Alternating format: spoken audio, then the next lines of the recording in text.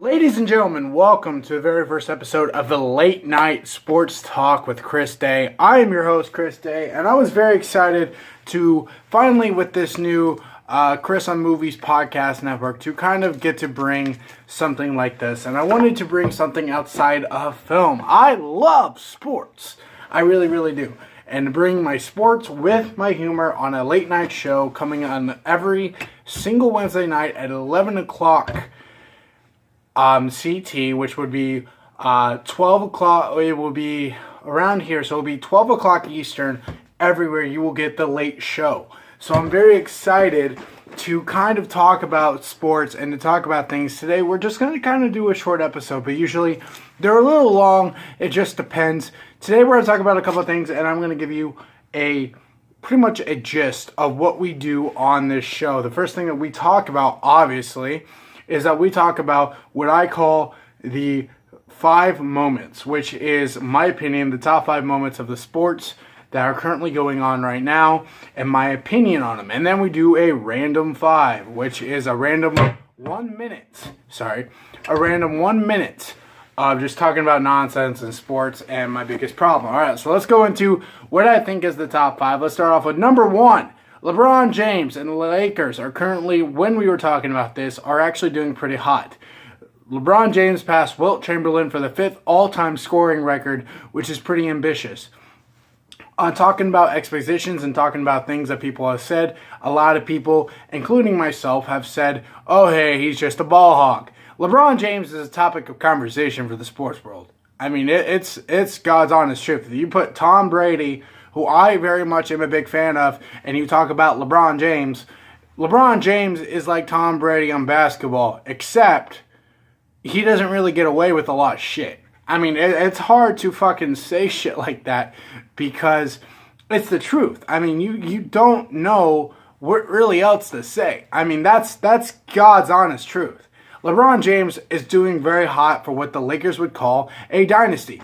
For me, honestly, LeBron James is having a killer season. What he did in 2017 to 18 season last year with the Cavs is a lot to say, and it is a lot to describe what this is doing and what this is for this organization and for what LeBron James is doing, not just outside of the organization, but what he is doing for the NBA itself. He is a dynasty.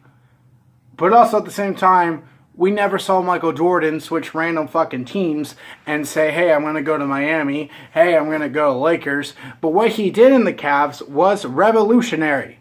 And he is a very iconic man. And it's nice to see him with the Lakers. The Lakers are looking hot.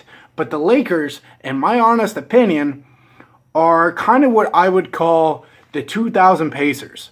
And what I'm saying is you have some of the best players and you have a good coach, which, I mean, I don't mind Luke Walton as a coach. But you have a good coach like this guy. Luke Walton's not that bad of a coach. I mean, he brought a very bad team with the number 2 pick in 2017 to a 35-47 record last year. That's great. Like, that is good. But if we didn't have LeBron James, I mean, we would be looking at possibly an 8-seeded team. I mean, Lonzo Ball is doing a lot for this team. He is doing a lot for this team. And that is saying a lot. And that is hard to say. And for me, honestly, and I'm being completely honest, I think that we describe LeBron James to try to be more of a Michael Jordan. Is he a Michael Jordan? He will never be a Michael Jordan. But very much topic of conversation that we will have in the next couple of years. And I will say this, LeBron James is all right, and he is no Trump. Number 2, let's go into number 2, which is the Boston Celtics and basketball. I'm a big Celtics fan, obviously. Why are they doing so shitty? I mean, I don't, I can't believe when I'm saying this, but I like the Celtics. I think that Brad Stevens is very much a good coach. He's a revolutionary coach. What he has done in the first 4 years for the Celtics is a lot to say.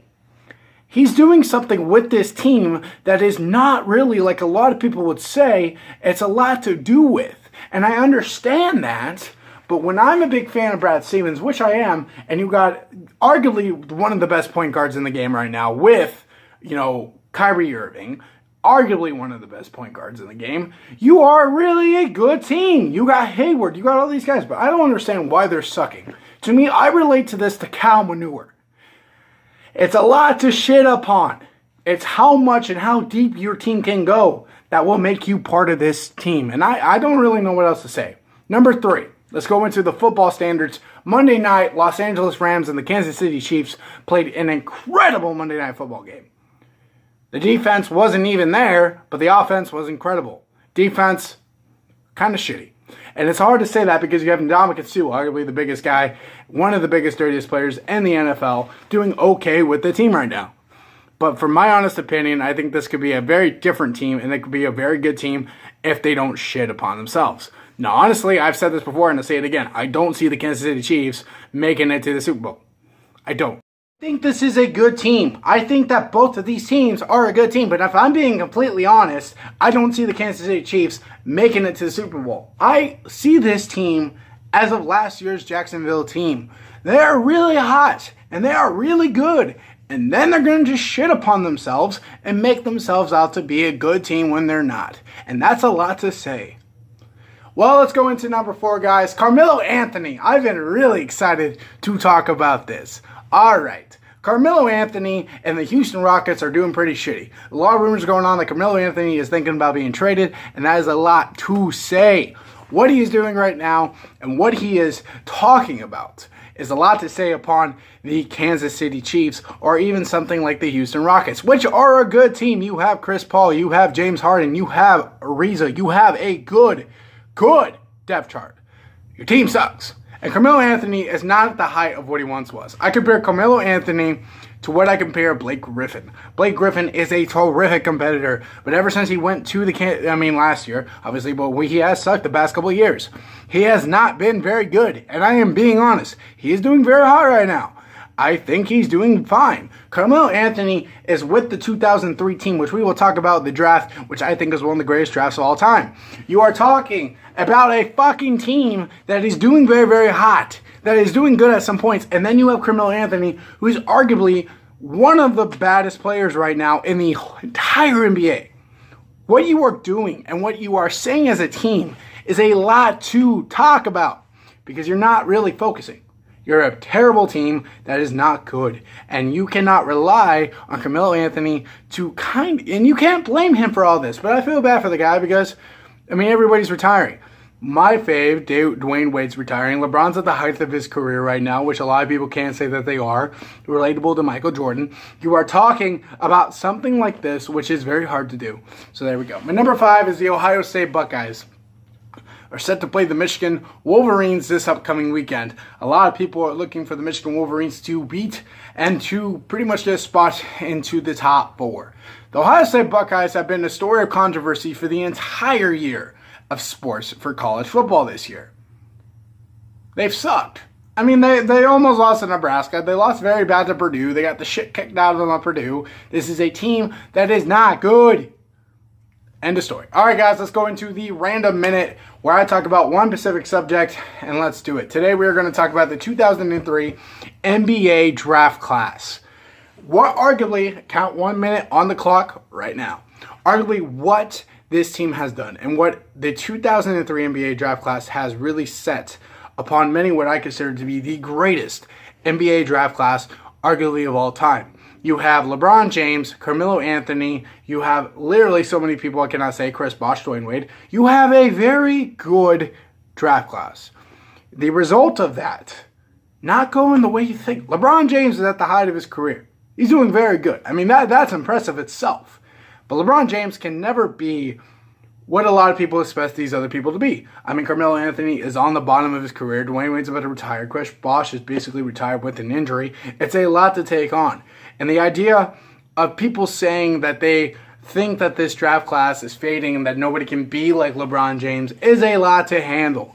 It is a lot to do. And it is very tough to be that way. But it's not going to be that way for long. I think that if we talk about what LeBron James is going to do, or we talk about next year with Dwight Howard and how that draft class is coming up, and now that's going to be aging, obviously. We're going to talk about Chris Paul for a long time, too, in 2005. We're going to be talking about that for so long that it's hard to say it's enough. And my point of understanding is no one is ever in that draft class going to be related to LeBron James. He is a star. He has always been that way. But the 2003 draft class will always be something, and it will always be a revolutionary draft class itself. But now, it's just starting to fade away. Guys, thank you so much for watching the very first episode of Late Sports Talk. Thank you guys so much for watching, and we will see you guys next week. Have a great Thanksgiving. Peace out, motherfuckers. Have a good one.